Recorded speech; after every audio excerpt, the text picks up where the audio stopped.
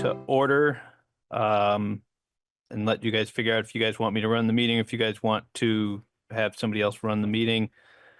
I'm Mike Miller, I'm the planning director. We have Gabe and Tim online. So we've got two commissioners online. We've Sean and Leah here. So we do have our four, so we do have quorum. And we have Stephen Whitaker in attendance in the audience and no other public here. I'm comfortable if you run the meeting for what it's worth. Okay. And this should be a pretty, hopefully it's going to end up, not hopefully because it's a good thing, but hopefully because it's a bad thing, that it'll be a relatively short meeting. As I mentioned in my email to you guys on Friday, all the content for the plan, well, I guess we'll go through. Well, I'll give the preface, then we'll approve the agenda because it might help to what we approve for the agenda.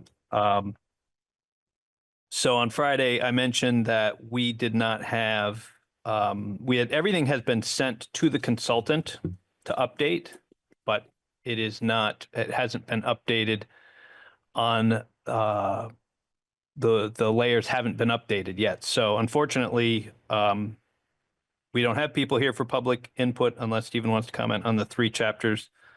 But we also don't have the final versions for land use because the changes were sent to them and they haven't gotten them back to us. So we're in the process of doing 2 steps with them. We'll get into that. I can get into that a little bit later. One is they were finishing it, and the second they're transferring it to us. Once they transfer it to us, we'll be able to make the amendments a lot faster, and it won't cost us any more money. So that's what we're working on right now. So if we want to approve the agenda, I would say we're not going to have much for the public input session. I'm not going to bother going through a presentation. We don't have anyone here who's going to need to see it. Stephen has seen the presentation before. We can certainly go through what is in those chapters if anyone in the Planning Commission wants to talk about those details. But the final versions of everything, oh, we got Maria. The final versions of everything are online, and maybe we'll approve the agenda, and maybe I'll do a brief show of where things are on the city website when we get there in the agenda, and then just quickly get done with that piece. So do we want to approve the agenda, knowing that we're probably not going to do much with the city plan? Yeah, I'll move to approve the agenda. Sean, second. I will second. Maya. All in favor of the motion to approve the agenda? Aye. Aye. All right. And we now have Maria on board. So we're up to 5. All right. So comments from the chair. Quickly, Ariane is not here. She is out sick. So hopefully she'll be feeling better soon.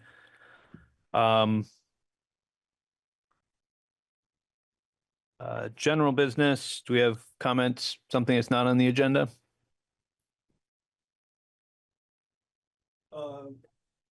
Yeah, I've talked to a number of You'll people. have to use a microphone. Oh.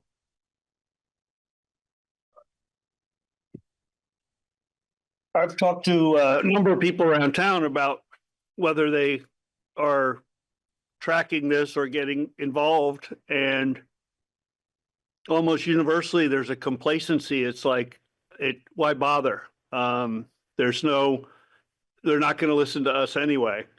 They've already got, I mean, I'm paraphrasing, but that's troubling. That's not effective public participation, which is required by statute of this process.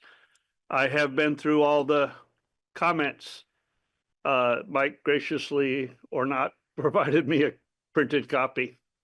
I'd like to go through an electronic copy and search for different topics and maybe link some of it together. But it really illustrates the dearth of public participation in this process. A handful of people. Peter Kelman has been extraordinarily both talented and engaged and participating, but for the most part, you can count on one hand the number of participants, and that's not the way this is supposed to work. And in effect, some of you came on board later, and you basically inherited an MO, which is not consistent with statute. It's not consistent with, I mean, I studied community planning in college, so I'm well aware of what Act 200 and what this is supposed to be, and this ain't it. And it's kind of, and other people, it was comforting to hear that other people said, maybe we should have done this with PDFs. And I have to ask for PDFs, and I've asked for the chapters as they trickle out, but I didn't get sent one. And I'm confused if the consultant is not doing any wordsmithing. I'm confused as to why we've gone 2 meetings without a chapter we can read on land use. And how are we going to display the maps? I can't read this stuff on a phone. And maps you need scale. So I think it was, again, a mistake to jump into this website designed by committee. And you fundamentally don't have public engagement. And we need to rethink, you need to have a serious discussion about starting over. And having some focus groups with people. What is it going to take? What kind of paper materials do you need? What do you need to see on maps? I mean, a lot of good work has been done. Don't get me wrong, but it doesn't in any way meet the statutory requirements for getting a plan that's ready to submit to the voter, to the city council, and then to the regional planning commission. So I'd like to hear that discussion. Thanks. Ooh, looks like we're gonna get Aaron as well here, jumping in.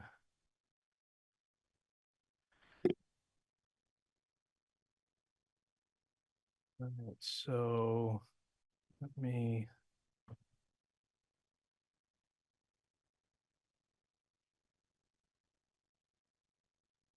Do this really quick. Yes.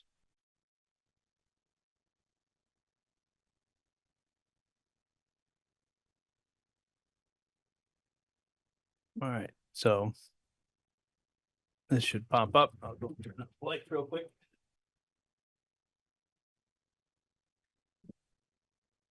Just so anyone who is watching this later on, if you go to the city's website and you scroll down, this is going to be promoted into a new block above, but it's now been put in the main page. So as you scroll down, you don't have to hit the left or right carrots. It is right here to get to the city plan. While we're waiting for the consultant to finish getting the website up on that side, which I can show you, but we have put everything onto this website. So all the content is here on the About the Plan, but the chapters are the big ones. So it'll look a lot nicer when it's on the landing page, but we wanted to make sure we got the content up. And so you'll see on the left all the different icons for the 12 chapters that we've been talking about. And we've done a button on the side of each one. We've got one for the storyboard. So I'll just click that just to show you. So there's our housing storyboard that we've all reviewed and gone through. And if we go back, we've got what Stephen was just talking about. We have the PDF with all of the documents attached. We went through, so this is all the words and all the pictures and all the maps of that are within the storyboards. So these can be printed out and people can actually see what all the words are. So this took, Would you consider putting PDF of the maps in as 2436s? I know that the Growth Center application and other documents include maps as full-size map drawing. yeah, usually they're 11 by, formatted for 11 by 17. Because most people don't have printers bigger than that, but you can always take an 11 by 17 and go to a place and make them bigger. But I think we had a note for a map book. There isn't a map book yet, but This looks really great, Mike. Thanks for pulling these PDFs together. I know being able to access these in multiple different ways is important. This is great to see. yeah. So I'll probably end up having what may end up with is four buttons. We may end up with this the storyboard, PDF, and there'll probably have to be a separate map book or that'll probably have to say like housing maps PDF or something to that effect. So that was the storyboard PDF. If we do a map book, we'll have to add that in. And then the implementation plan, of course, is the piece that we've all reviewed and approved as well. And these will also all be available at 11 by 17. These print out. They're designed to be printed out as posters, but they also print and are readable at 11 by 17. So these are all the strategies. So I did want to just point out that if you want to start going through and taking a look at things from your own perspective, if you haven't been on the commission long and you want to go through, these are the final storyboards with a couple exceptions that we're going to end up having in warning for the public hearing when we get there. So with a couple exceptions, we've got like a picture that needs to get switched because we have a duplicate picture. But the substantive pieces are there. I will mention that the notes that still are outstanding that we are waiting on, and this goes to what'll come up next on the agenda, which is the discussion of the plan conformance with all the state requirements. So what is not on here that we have sent to get revised that we're waiting on from the consultant is, I mean, I can open it up and show it for transportation. So in the transportation plan, we've seen all these buttons over here with all the requirements. The only button that isn't on here is one for trails. Now we have the trails map, and the trails map is located in the natural resources or in one of those sections, but it wasn't here. So we asked her to put that button on here just to make sure that from a legal standpoint, we just have to have that box checked. But the fact that it's listed under the transportation plan, we don't want anyone making a big deal about the fact that it's not on the transportation map. So we will duplicate that map on the transportation map by putting the button here, and that will clear that that one. Utilities and facilities. That up, down, there it is. So on utilities and facilities, in order to meet statutory requirements. So we did all this, then I did the full statutory review, which we'll get to, like I said, and electric municipal facilities. In our municipal facilities, we have, you can see the schools, Union Elementary, the high school, Main Street, middle school, and VCFA. There's a requirement for educational facilities.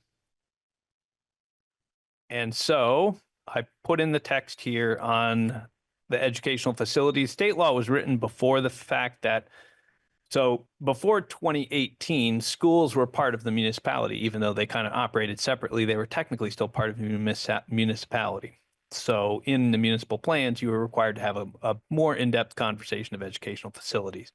So this one adds a text in here. This is new since you guys have seen it. Since 2018, the Montpelier Roxbury Unified Union School District has operated as a separate municipality, and their facilities are managed independently from the city. The city communicates with the school district to ensure residential development does not exceed their ability to provide educational services for the children. The map to the right shows the 3 district schools in Montpelier, as well as other schools and colleges operating in the city. So what I have sent to them is an instruction to take those off of this map, the schools, and to put them in down here.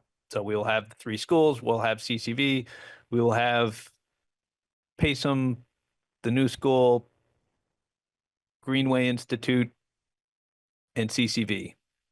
And hopefully I didn't forget one, but we sent a list of the educational facilities to make sure they were on the educational facilities map. So that's why I broke that out.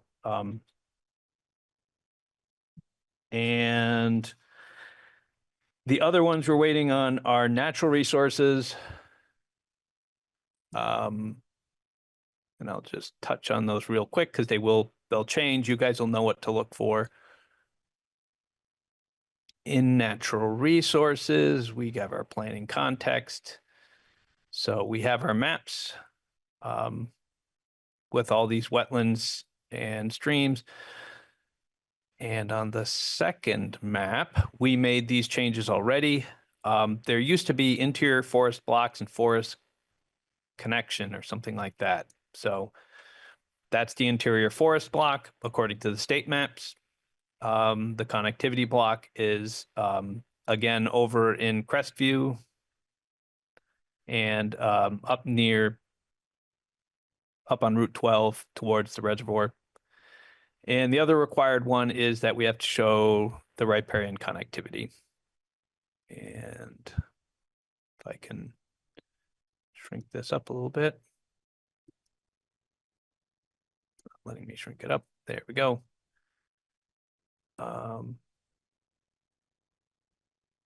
And it's not popping. All right. So put that in the note too. This was another one that's being worked on. There's supposed to be data there and it's not popping up.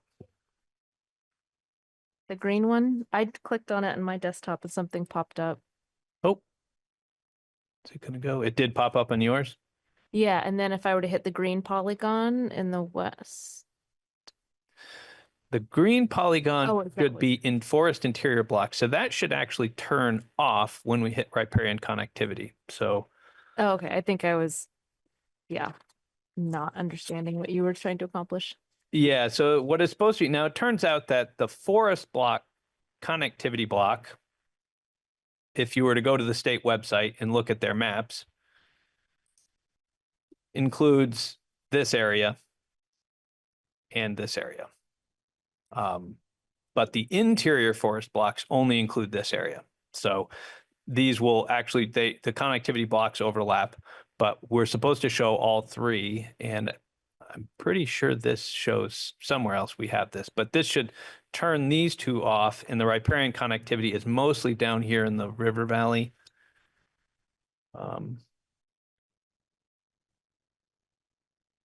The button is there, but it's not working. I just checked this afternoon.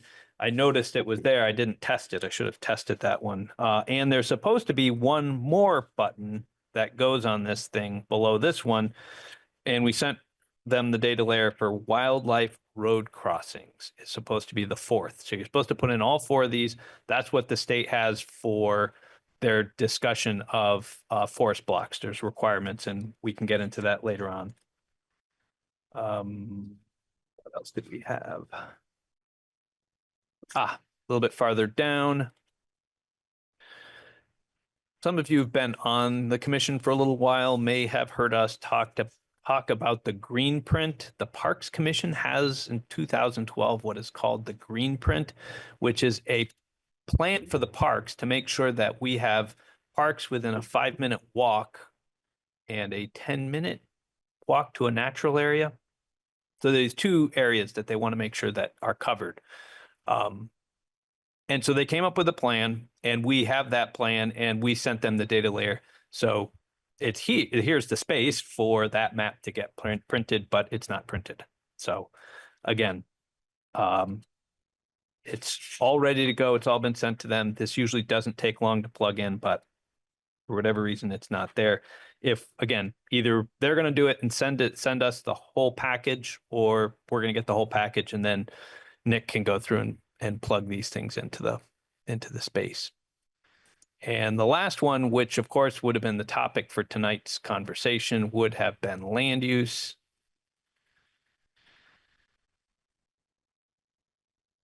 So doing the regional review for these,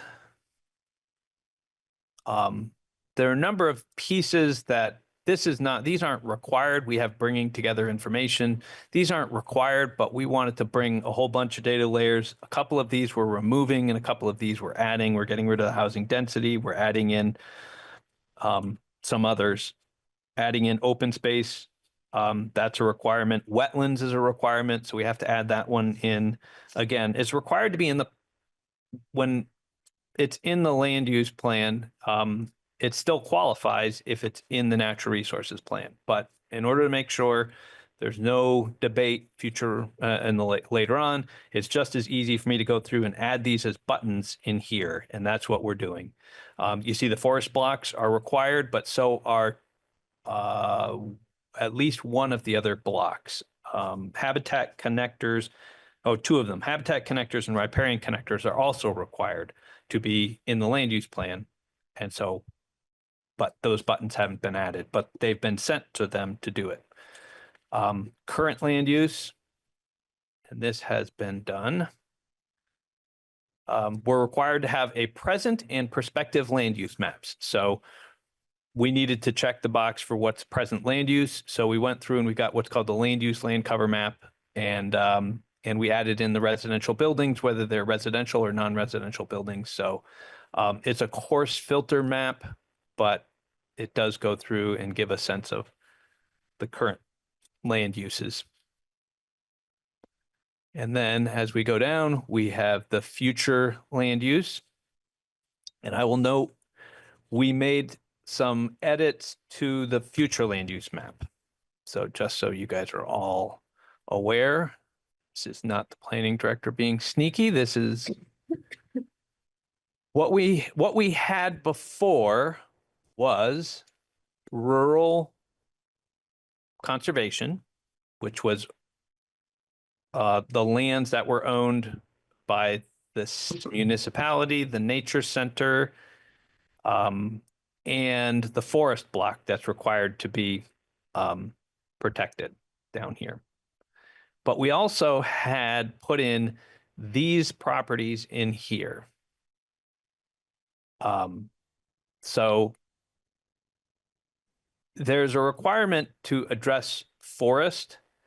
And so we made a decision for you guys to approve to go through and mention that these areas, and remember how I'd mentioned the regional plan has these different categories. They have their 12 categories they're trying to categorize, and one was rural, which is basically rural residential. One is rural ag forestry, and one is rural conservation. So we had a couple of parcels that were mostly ag that we put in that municipal rural ag forestry. All I did was I broke rural ag forestry into two pieces. So we have a rural ag and a rural forest now. Rural ag is the same. Rural forest is the parcels, that one that's next to, still part of Alan Goldman's property, up on Terrace Street. But the properties that join that are what I call interior parcels. So they don't have frontage on any roads. they're rugged, they're very hard to develop, but they're also privately owned. And so to call them conservation without the city having a process, even if it's just a theoretical conservation, my thought, my recommendation would be, let's call them rural forest until we come up to some other day when we've had a process, a public process of saying, yes, we want to conserve these pieces. I would say this is rural forest. It still makes it developable. And the other piece was, how are we going to achieve that forest block goal up here? So we took that forest block that was on the previous map, the forest connectivity block, and we just overlaid it. These funny little holes that you see here that look like cheese, part of the map goes through and finds every residential dwelling and then puts a buffer around it. So that way though anywhere there's a house, they are not in the forest conservation. Now, this is for anyone who knows the topography. This is pretty steep, rugged forested areas. But again, this doesn't prohibit people from developing in there. It just recognizes this is a forest connectivity block that should be in our future land use map. These are forest blocks that are in close proximity to Hubbard Park and could be considered in the future. We've already added a couple. So that's a little bit in summary of the changes we made to the map that were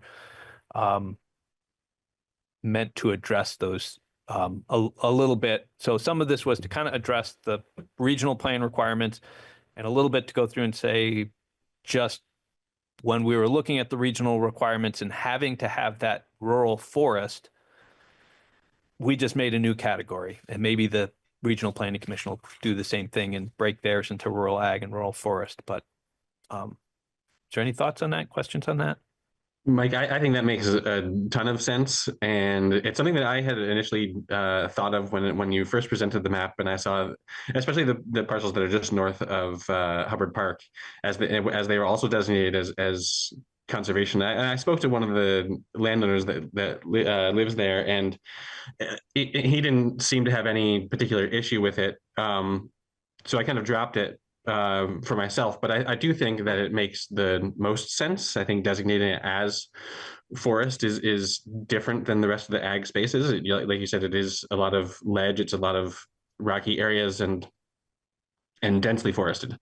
But it is private land. So I think that just because this one person I talked to didn't have any immediate issue with it, I can imagine that others might, because there's definitely a different, in my mind, different designation between Hubbard Park and those parcels nearby. Hubbard Park is conserved in perpetuity, and that's not the case for those privately owned parcels. So I think this is a really good update. Thank you. Yeah, I agree with that. Okay. And I'll mention just briefly, we had talked about this at the last meeting with Alan Goldman. He's the gentleman who owns this piece off Terrace Street. And I just explained the future land use map and what the designations were. That was a lot of his questions. He just wanted to understand what the map meant and what these designations meant. And he was comfortable with it. And like the designation, he's put a lot of work into protecting his farm, even though it's not in Act 250, even there's no conservation easements, there's nothing on it, but he still, he liked that being in the agricultural district. This is a forested piece. He was fine with that as forest. He's okay with this being in conservation, primarily because it's the other side of the coin from his developable side. He's always recognized this is going to be developed, and this would be extremely difficult to develop, and he wouldn't want this side developed. Now, it's not conserved from the standpoint of having it purchased, but he recognizes it's part of the balancing of having his compact development down here, that there's going to be some conservation that goes along with it. So he was fine with how we had his area, and he actually owns some of this, I'll call it peach colored here as well, that's in Res 9. So that was it for future land use. As we said, we made a few tweaks to it. Then the current zoning didn't change. Potential designations, that remains the same. And the next change that was proposed for the land use was to add in a much more specific discussion of the Country Club Road site. And it was hoped that we would be able to have this in here. And I sent the images for this, and that's what we're waiting on for this part, is the image. There should be an image of the concept, and then some pictures. So they've been sent and haven't been there. So this one just says in 2022, the city purchased the former Elks Club golf course for the purpose of promoting housing and to build a new recreation and community center. The city has completed a planning phase and developed an actionable plan for the Country Club Road property where new housing may be built to meet the high demand that exists today. The entire plan can be viewed here, and there's a link to the plan. This site could accommodate as much as 500 units of housing, although the exact number will be determined by the planning process. This housing will likely be built by for-profit and nonprofit entities over the coming years, but it will require the city to extend utilities such as water and sewer and to build out the road system. To facilitate the utility construction, the city will be applying to expand the existing growth center designation and to include the CCR site. This designation will allow the city to use tax increment finance to cover the costs of these improvements. So this is just meant to be a summary, but it was meant to address the fact that this is a future land use. This is a land use plan, and a key component of our future land use plan is the Country Club Road site. So we expanded. These are new to the to this document. So certainly, if people have questions or comments or edits to that, we can certainly make those. But again, I'm disappointed that I don't have those final pieces there, but that was the change there. But those are the changes. Those are changes we're waiting on, and those are the changes that were made. I'll just stop and see if you have any questions, and then I can stop sharing and turn the lights back on. Do we have a realistic timeline now for when all of this will be wrapped up? It seems like, I mean, from my perspective, it seems like a decent amount of work because there's multiple different chapters, but in each chapter it doesn't sound like too much. So do you have a realistic timeline? When we met with them, we had a big meeting 10 days ago, and the plan was to have things done by last Wednesday or Thursday, so that way everybody would have a chance to have it. And big chunks of it got done, but then I don't know if something came up. Yeah. I just don't know. I'm waiting to hear back and find out she was out sick or something, because literally it just stopped at a certain point. And so I'm hoping, like I said, this is what everything I've described is less than a day's work for them. Yeah. So it's literally just, it's all sitting there. All they've got to do is do a bunch of plug and play. And so my expectation is days, but I'm out of the business of making predictions because at this point, nobody's waiting for us. I will say this, every one of so as we talk about these implementation plans, every one of the implementation plans is done and they're not changing. We're not waiting for anything. Those are things that you've approved. Evelyn and I have worked on. We've proofread every single one of the 12 implementation plans. Well, actually, it's more than 12 because public safety has 4 and community services have 5. So all of those Great. are done. They've all been proofread. They're all ready to go. And a bunch of the storyboards are also done. As I said, community services needs to switch out a picture. Transportation is missing the trails button. Utilities and facilities needed the education. And then we just talked about the land use and natural resources. So, I mean, most of them you could still go through at this point and start to review and see what you think. Just, I would say it's the land use and natural resources that you kind of got to wait but the other 10 are basically done. Great.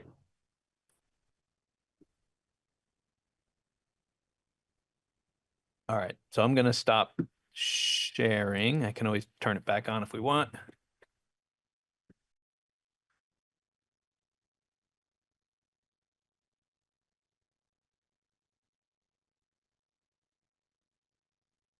And unless somebody has something else on the city plan piece, as I said, I will send you guys.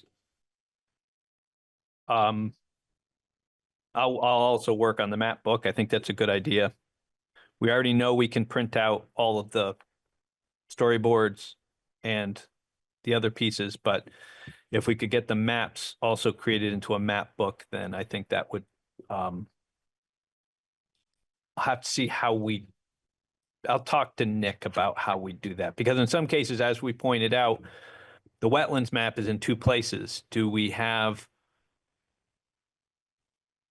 a map book for the land use plan? And maybe this is a question for you guys. What would you guys like to see? If we have say a map book for the land use plan, it will have wetlands. And if we have a map book for natural resources, it will also have that same map. Do we want that map in two places? So if somebody is downloading something, they can download the chunk, or do we want to just set it up a little bit more like a map book where it would have all the maps?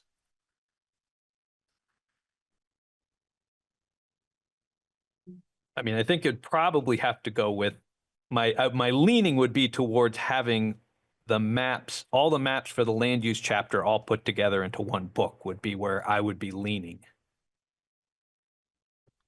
I don't know what the public wants out of the map book. I personally think that the land use chapter would be of the most interest to people, be the most interest to me, I think. If I was looking for a place that I could find the maps easily and potentially print one of them. So having the land use chapter be something separate sounds appealing. Yeah, I think we had talked. Now my brain is starting to churn a little bit. I think we had a conversation when we were talking about the landing page about maybe having a a map tab that would let people go to the tabs and maybe be able to have all the data sets and you could click on and off. And the consultant said that is possible, but is outside of the realm of the contract we had, and it would be a big lift.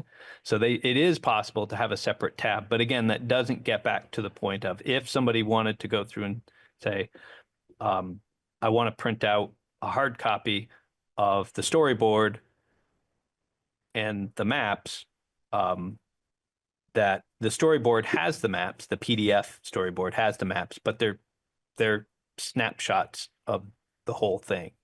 Right. And so therefore, if we did put them back in, it could have a list of the, in the case of land use, it might have 14 maps, which they could individually print the maps or print them all. But Right.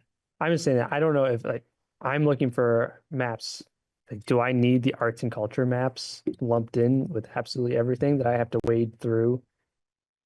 yeah, and if the tab Everything. was with those 4, then if you were in land use, you would just click on maps and it would just have the land use maps. Yeah. And you could pull those up as PDFs and then you could look at them as PDFs. And you could print them off as PDFs and you could print them off at whatever scale you wanted to.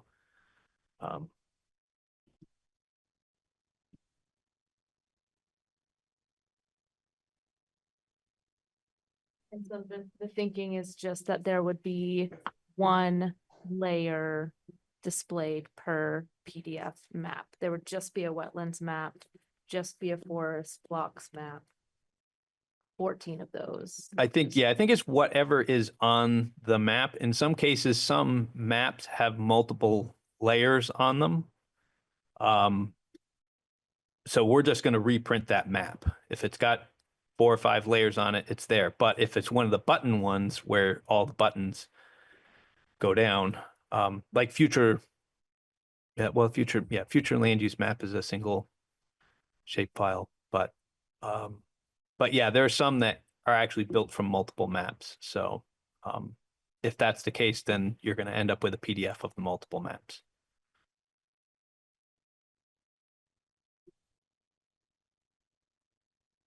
Quick thoughts? Slow thoughts.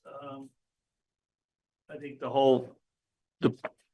the purpose, as far as maps, the purpose of putting it on the web was so that it could be integrated with GIS, and you could go in and turn on and off the layers you wanted and print to the scale you wanted. I don't know how that adheres to the statutory requirement that you not change anything. You'd have to, in effect, have a frozen GIS data set that feeds this online plan, even though the city's GIS data set continues to get refined and updated. But the country club road verbiage that you just shared isn't accurate. A concept plan was just that. It was a draft starting point. It's not to lead people to believe that that's what we're going to build and that we're just ready for money is contrary to the exact verbiage in the White and Burke report. The White and Burke report said this is a starting point and we're going to keep working towards a plan. And all that got tabled after the flood and no one's picked it back up, including y'all. And that's what needs to be in this plan, you know? And now you're in a time crunch because you're trying to rush a plan, a half-ass plan out in order to get a regional approval, in order to get a growth center. And I don't think it's going to happen. And so the question becomes, how do we start cleaning up the mess now, or do you wait for it to get worse? You know, but to keep saying that that's an actionable plan is deceptive. It's untrue. It's not serving to focus the discussion around what do we need to be doing and what did White and Burke say we needed to be doing? And, you know, negotiating with the A&R over wetlands and negotiating with ag over prime ag soils. And there's a whole bunch of work that has been sidelined that in effect needs to be done to inform this plan. So it's like you've got a skeleton and you've got little to no in public engagement, and you don't even know what people want for maps, and you're about to give them, you know, nobody has the skills. Even an expert computer person has real challenging to zoom in to a section of an 11x7 PDF and print that. You know, you can zoom it, but it may run off the page. You can't necessarily zoom and pan and crop other than a screenshot, which is so pixelated it's useless. So I keep trying to make the point that you have gone down a ruddy road and it's should be starting to get obvious to you. And the question is, what are your options and why are you not discussing what your options are to get out of this mess? You know, to join a collective delusion that this is all well and fine and Mike says he's going to pull a rabbit out of a hat is just nonsense. That's your job is to statute, not to Mike's nonsense.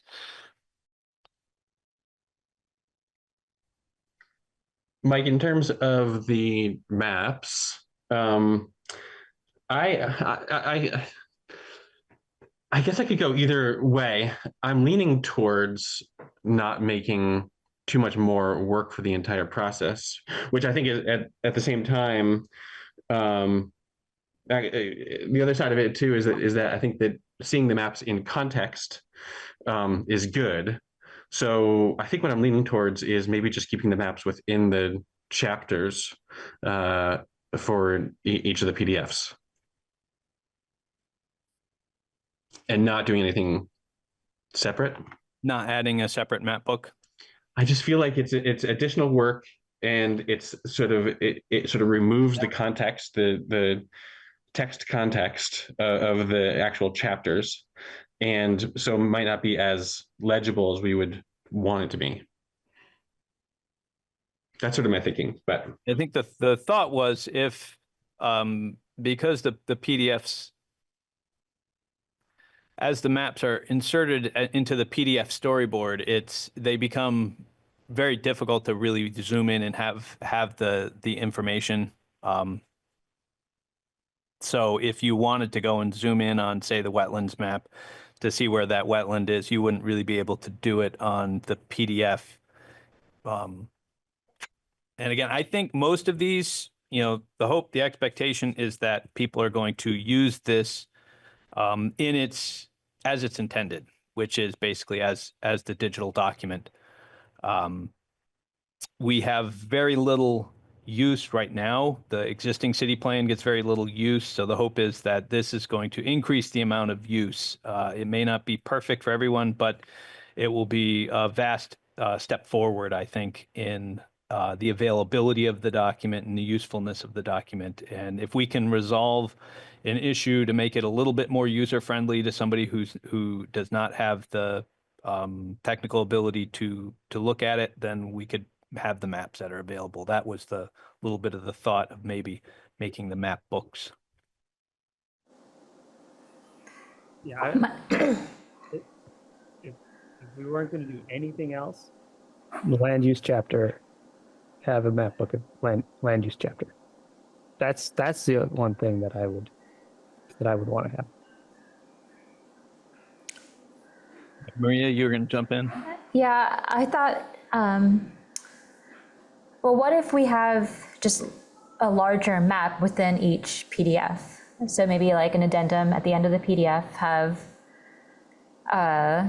like whatever you're imagining going into the map book, just being, the last few pages of each PDF. So it doesn't seem like it would be too much extra work because it's still within the document that you're creating. You're not creating a whole new document. But then it's also within the context, like Tim was saying. My fear is people looking at the land use chapter and not reading any of the text and becoming overly concerned about, where their property is, or kind of like taking something out of, taking something out of context. So if we can have it closer to where we explain it, maybe that will help ameliorate some of those fears. Or that, anyway, that's my suggestion. I think having a whole separate book might be more work than is necessary. Yeah, so I'll just pull this one up. So this is housing, I think. Yeah, I grabbed housing. So, we've got a couple of maps here. Now, these become difficult to see if somebody is pulling up the PDFs. You've got the information on where the residential structures are, where the commercial structures are, the variety of units, the housing densities based on zoning. So the couple options, one that we talked about was pulling all of these out and putting them as a separate map book that would go with housing. You'd have those 5 or 6 maps. Looks like 1, 2, 3, 4, 5 maps, 5 maps for them. The other option would be to make this map and this map larger. I can make a full size. So as you're scrolling down, you'd come to plan context. You might have this discussion here. There are this many homes, this much stuff. And then there'd be a full page of map 1, a full page of map 2, and then people can kind of zoom in and print them out. It's still a much smaller version, but of course, being a PDF, you've got the ability of just coming in here and just zooming right in. So you'll lose a little bit of resolution. The advantage of the map book as a separate layer is that we can put in the 4 or 5, we'd probably have to dumb them down a little bit. Probably can't do 4 and 5 megabytes because if you had those, that'd be a 20 megabyte map file. But we could have the maps attached to the end somewhere. I guess the other option, I'm thinking on the fly here because we're trying to fix something that I really hadn't come up with.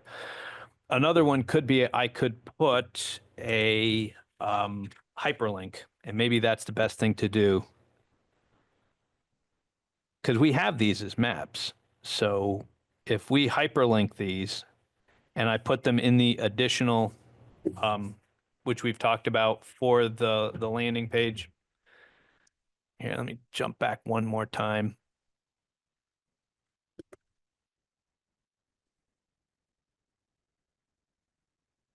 So we talked about this. This is the actual landing page that hasn't been updated yet. But eventually there's about the plan. There's going to be the chapters, which is going to reflect what's those 12 chapters. They're going to be in 2 columns. They're going to be organized much nicer. They're going to have much bigger graphics, so it's going to look a little bit nicer. And the third tab is additional resources. So what we can do is we can make PDFs of all of those maps.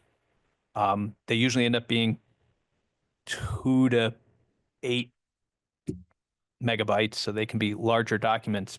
But if we put them all in the additional resources tab, then and then just hyperlink to them, then if you're in those storyboards, you know, if you're over here and you're in the PDF storyboard, you would have a hyperlink to that map. And maybe that's the cleanest way to go. So that way we're not jumbling things up. We're going to say, see the map, you can click on it here and download it. So, I'm sorry. I was just going to ask you thoughts on people think that idea might be fitting it a little, maybe a little different, better. Oh, I thought the purpose of having a PDF is that people wanted to print something out and look at like a hard copy version. But maybe I misunderstood. Would someone be reading a PDF online but they don't want to look at the website? I assume that they're looking online, that they would be looking at like the actual interactive city plan. So I guess I haven't completely always followed exactly why the PDF is of such interest to people, but I assumed it was something that was printed eventually.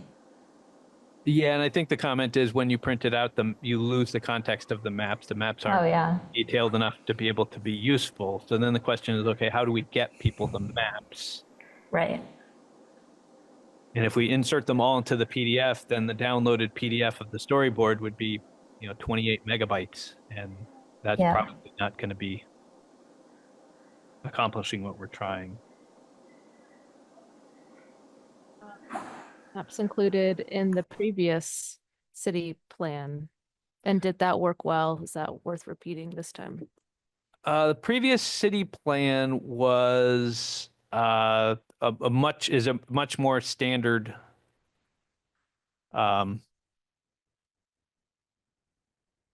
Oh, I'm not in the right place. Yeah, because I'm over here, I can't log into my account and grab the existing city plan. The existing city plan is a large PDF, 268 pages or so.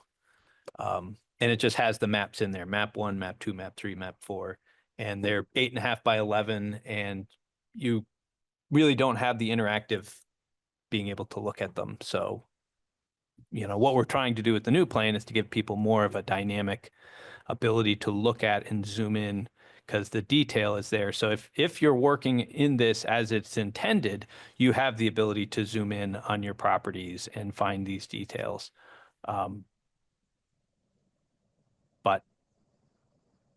if you don't, then no, just with the with this. Hey, Mike, were we talking about having links out to like ArcGIS or whatever? Because it seems to me like if you're really trying to get in, to that level of detail, like you're describing with how much data is in there, that we're better off like just putting layers on to some of the regional features that already exist. Does that factor into our plan at all, that we have links to that kind of data?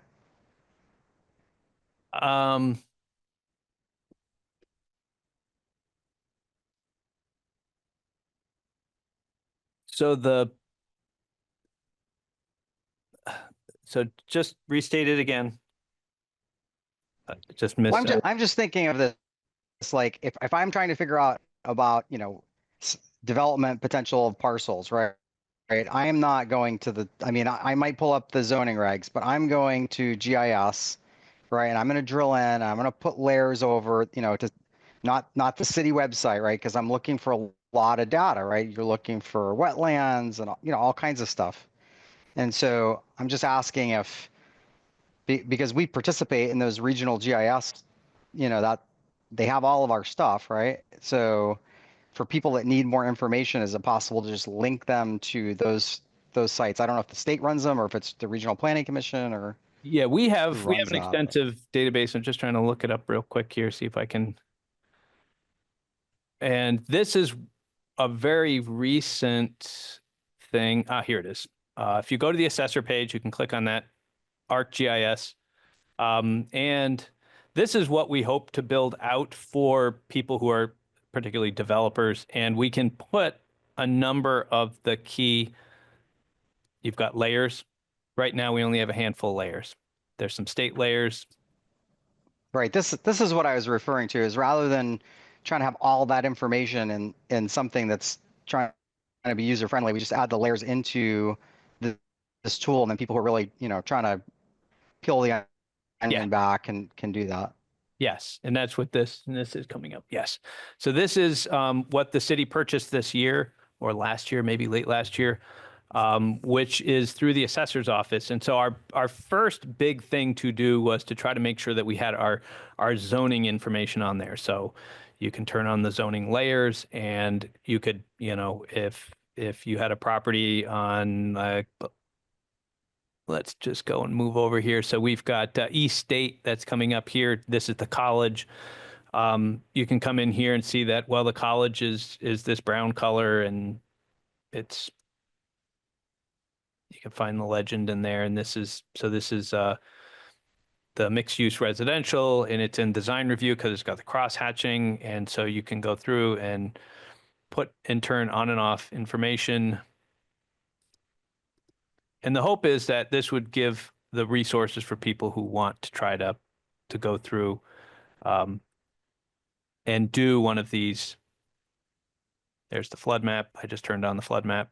So if somebody wanted to do a project, and the nice thing about this, not that I have no affiliation with this product. I really love this. It works really well once you figure out all the little bells and whistles. You can make maps out of this. And zoom in if I can remember how. This is not part of the plan, and this can be changed. So for people who are looking to do projects, you're looking more on a zoning standpoint. So the zoning may change over time, and we can update this with the new zoning information. If the flood maps change, we can update the flood maps. If the federal flood maps change, they will not change in the city plan until we update the city plan, because the city plan is a static document. So this is meant to kind of be that more interactive GIS piece. And we have the data, we just have to keep feeding it to CAI, who is the purveyor of this product. But it's a really slick product if people are looking for it. And we just have to finish populating it, because right now it has a lot of state data. But this one here, and I mean, for anyone who's really interested, this is linked to the GIS database. So you can go through and say, all right, who owns this parcel?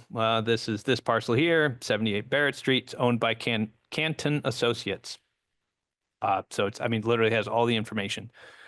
So there's a tremendous amount of information in this database here. Parcel lines, tax maps. So, but that's not associated with the city plan. But for people who are looking for that information, we have it. It's just in a different location. Maybe we don't need it. Map booklet then. Well, that's what I'm just saying. Like, can we just have a link? Can we just have a link and say, I don't know, right? Like, obviously, we're going to have maps. We're supposed to have maps. It's a requirement to have maps. But for people that want to dig in deeper, do we just have a link to say here, and here's, if you want to see layers and additional information from state and regional authorities, here's a link. I can certainly add a link to our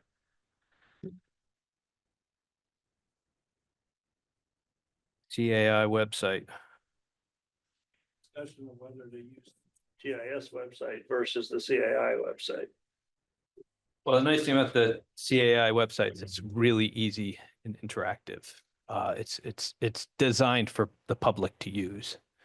All these data layers are available at VCGI. So if somebody's a GIS guru and wants to jump in, they can go up to VCGI. One of the requirements of us when we finish this city plan is we have to take all the data layers that we made and send them up to VCGI because they have a VCGI data warehouse and they will all be available to anybody. So Yeah, I agree. I like Gabe's suggestion.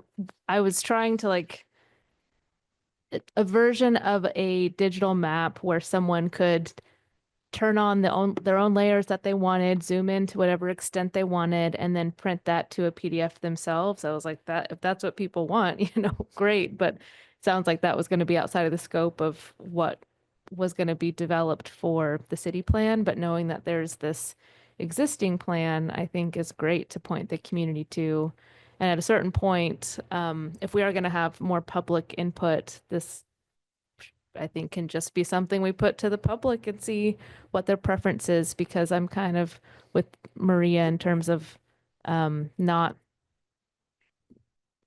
I prefer like a more interactive map, but a digital version. So it's hard for me to be imagining the best way to have a PDF map. Mhm. So yeah, just asking the public how, in what format and in what maps they would want that would be of most value. I think that would be my my 2 cents.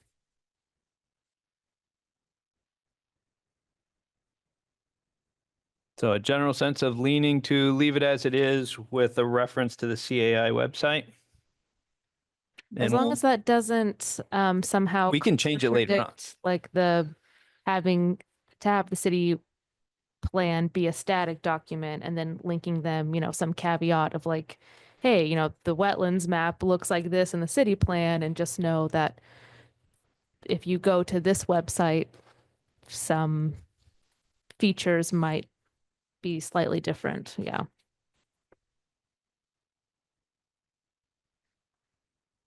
Well, I can put something together and we can certainly make amendments. Again, once this gets warned to public hearing, you're free to change it. And once it goes to city council, they're free to change it. So if we think we're set with that, I'll leave that. Like I said, I will let everybody know as soon as we get those final maps in and that landing page is done. And again, when I say done, it's that draft is done and you guys can go through an update. But again, a number of the pieces that we control, we have done. So the next thing on the agenda was to talk about, to review and to vote to accept, but you guys don't have to vote to accept it because we only had to vote to accept it if we're going to warn the public hearing, and I don't see us voting to warn the public hearing until you guys have an actual document in your hand. But we can go over and discuss the required report, which was that document that we sent. And as I mentioned when I sent this out to you guys, the required report basically is an analysis. And if you read the introduction, and I'll read it really quickly, the amendment of a municipal plan requires the preparation of a required report, which outlines points identified in state law 24 VSA 4384C. Meanwhile, the readoption of a municipal plan must meet the requirements of 24 VSA 4387. In this case, the city of Montpelier is adopting a new plan. So if somebody were here to argue, I would say we're adopting a new plan. We don't have to do either one of these reports.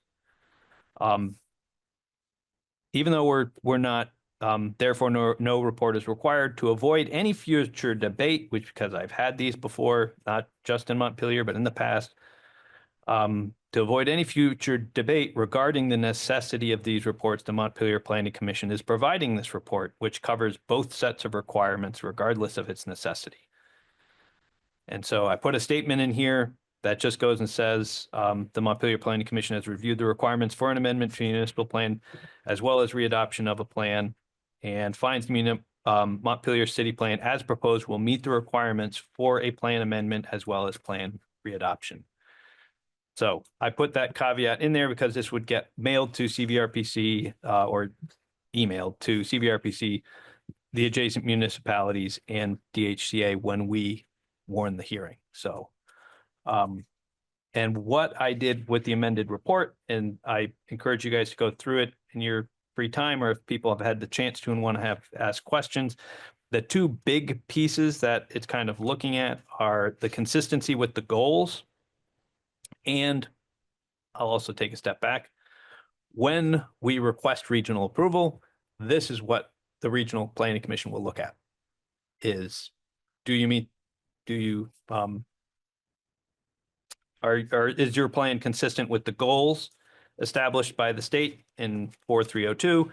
And do you meet the plan requirements of 4382 or 4384?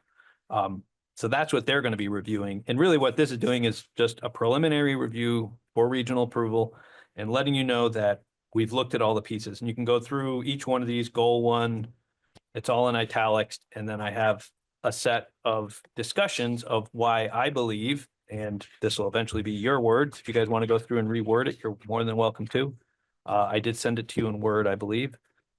To basically go through and show that the plan that we have in front of you, whenever it eventually finally gets its final changes, will meet all of the goals. And we could walk through any of these, but I'm not going to. This is 29 pages long, I think. So there are 14 goals, and I think we meet all of them. There's also a requirement for the amendment to a plan that you have to talk about changes of land use designation. So I talk about the old future land use map and the new future land use map, and what are the changes and what are the impacts. And then we have the readoption report, which has another set of requirements that I go through and step by step discuss each one of those pieces, and then have an attachment 1 in the back, which are the 4382 plan requirements. They're all in black, and I put our comments in red. And so there's, for example, there is a plan requirement that number 1 is you must have or shall have a statement of policies, a statement of objectives, policies, and programs of the municipality to guide future growth and development of land, public services, and facilities, and to protect the environment. My comment on the conformance of this is that the city plan has 12 chapters, which contain 20 separate implementation plans. Each implementation plan has 1 or more aspirations, which are then broken into smaller goals. These follow the structure outlined in the 2016 State Municipal Planning 2016 State Planning Manual to define whether a goal is maintaining, evolving, or transforming a specific objective. Then there are strategies to implement those goals. These are direct, actionable steps that are grouped into plan, permit, program, project, and policies.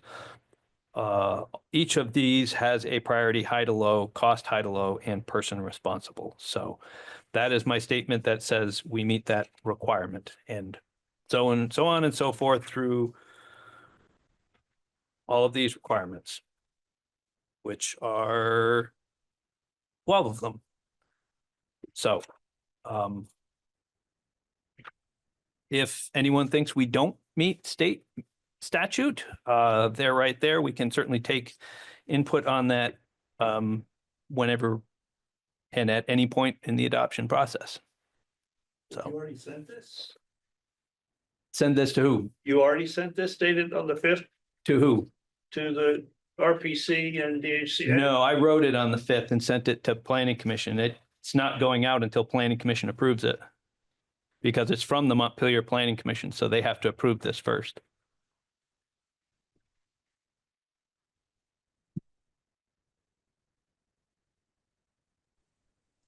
Well, I just wrote it, so they only have to read it.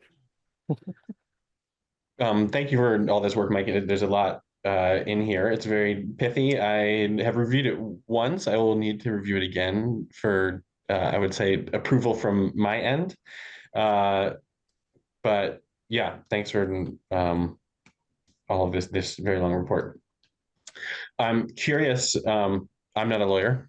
I'm curious if if the city has support from a lawyer when it comes to these particular statutes and yeah, your written requirements in response to the statutes. I don't, yes, we do.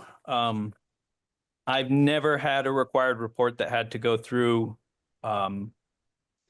primarily because Yeah, this is go through legal review, primarily because this is going to eventually go to the Regional Planning Commission, and they're going to be the ones who do the official review yeah, based on statute. This is our report, what would be when you approve it, your report, that says, we believe we meet statute and this is why. And this will certainly be a template that the Regional Planning Commission will use as they start their review.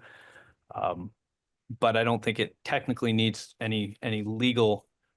yeah, yeah. I'm not thinking about requirement from legal side. I'm thinking about. I'm just thinking about support from legal side. Which again, you might not think that's necessary, and that the Regional Planning Commission are the ones who are approving this. That's fine. I just want, you know, like I said, I'm not a lawyer, so um, this looks good to me, but that's coming from the perspective of a non-lawyer. Yeah, that's all I wanted to say.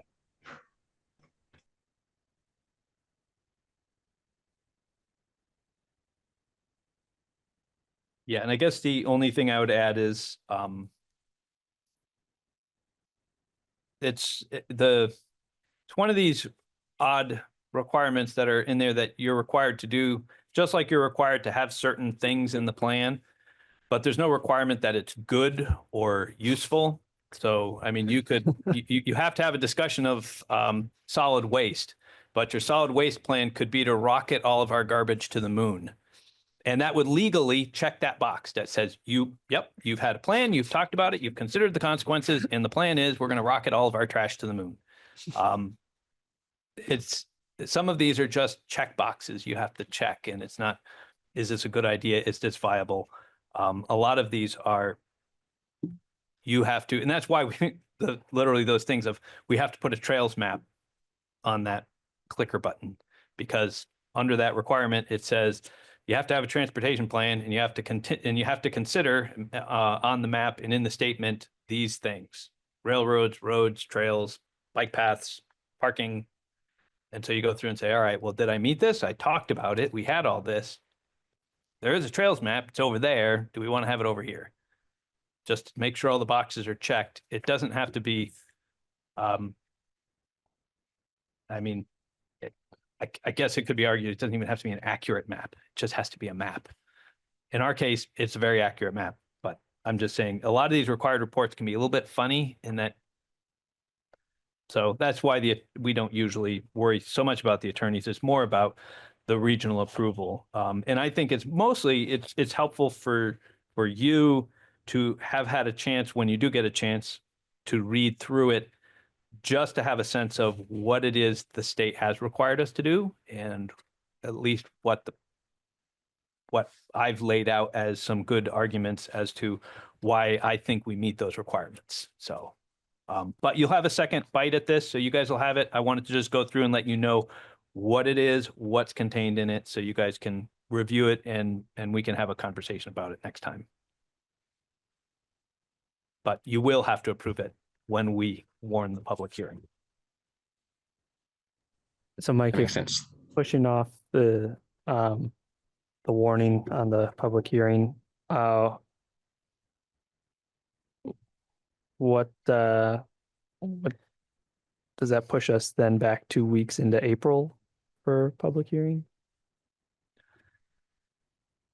So I was just going to put this on the table for you guys to consider, and feel free to say no. It would be, it takes about 6 weeks to get this warned. So one possibility, if people are amenable to it, there is a design review committee. So we meet the second and fourth Mondays, and the DRC, DRB meet the first and the third. There's only a DRC meeting next week. If we wanted to stay on schedule, we could warn a special planning commission meeting to consider the required report and the warning of the planning commission meeting. We wouldn't have a public input session. We would just meet. It could be, if everybody has either reviewed and made comments and we come in, we could have a fairly short meeting on what changes you want to make to this. And this assumes, of course, I have the final document to send you guys early this week. Then you guys would have a week to go through. And again, that would still give us 2 more meetings of public input and the public hearing to have. You'll still have another 6 or 7 more weeks with the document to make any changes you want. And if you're still not comfortable at the end of those 7 weeks, you can have another meeting after that. It's not ready till you guys say it's ready to go to the city council. But the idea is, if we can get it into the public hearing process, then that gives us the, if we get it warned, that's the thing that takes a long time, because it takes 30 days to warn it, plus the time before that to get all the materials together and sent out. So that's a little bit of what, if you wanted to meet next week, then we could stick to the March 24th public hearing schedule. If we wait 2 weeks, then we're pushing the March to April for that public hearing. And that's just, and it's up to you guys what you want to do.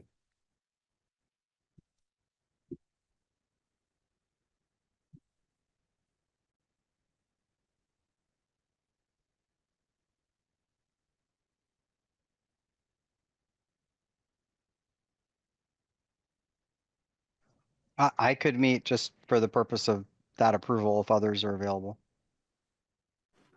Yeah, I am too, and I support that approach. Same here. All right, so just because I'm just chairing the meeting and I'm not actually, if you guys don't mind, if we have a motion to warn a special meeting for next week at 6:30, that would be the other change. It would be at 6:30, not 5:30.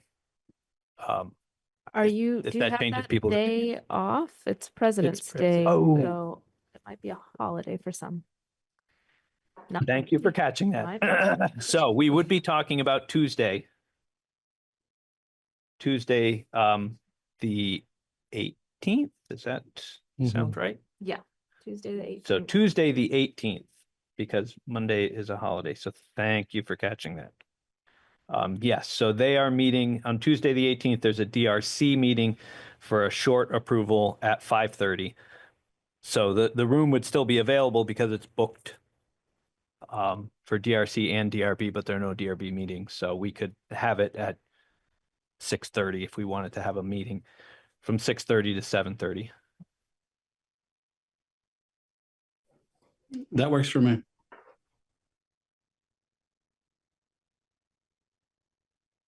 Is that a motion, Aaron? Yeah, I move to warn a special meeting for 6:30 next Tuesday.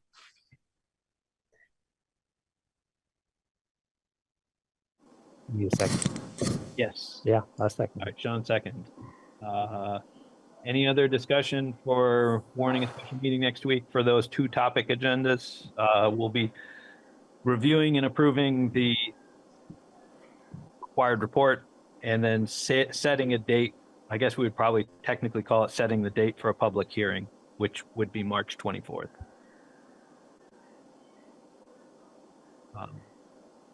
No other conversation. All those in favor say aye. Aye.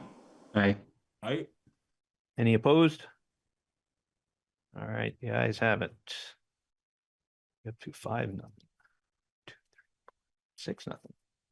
I won't be here on the 24th, but don't let that stop anybody. from carrying on. Well, we'll make sure we get your input at the public input sessions as well. So that takes us to consider the minutes of December 6th. We were going through and looking to send out minutes and noticed that December 6th had not been approved and January 27th. So it still says 6th, but it was the 9th. December 9th. So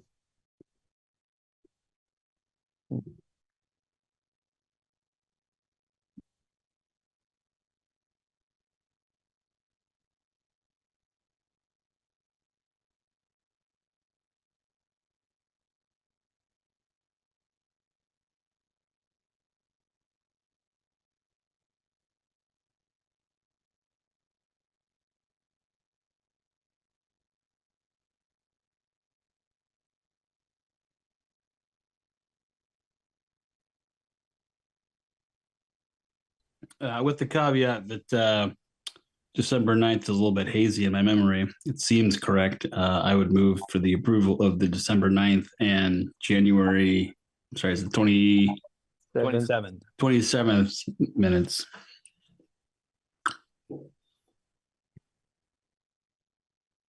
Motion by Aaron, Second. second by Sean.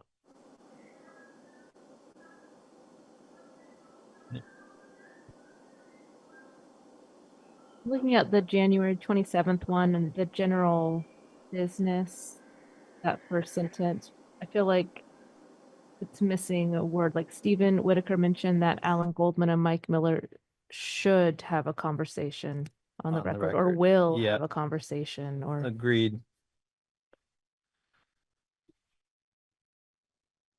Should have a conversation on the record. I didn't catch that one.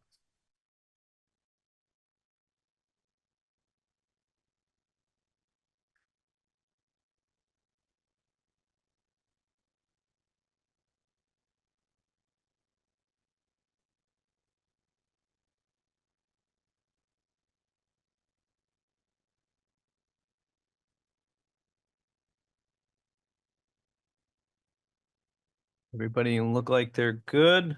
All in favor, say aye. Aye. Aye. Any opposed? Mike, I abstain on the 27th. I wasn't there. Okay. Well, don't think it matters, but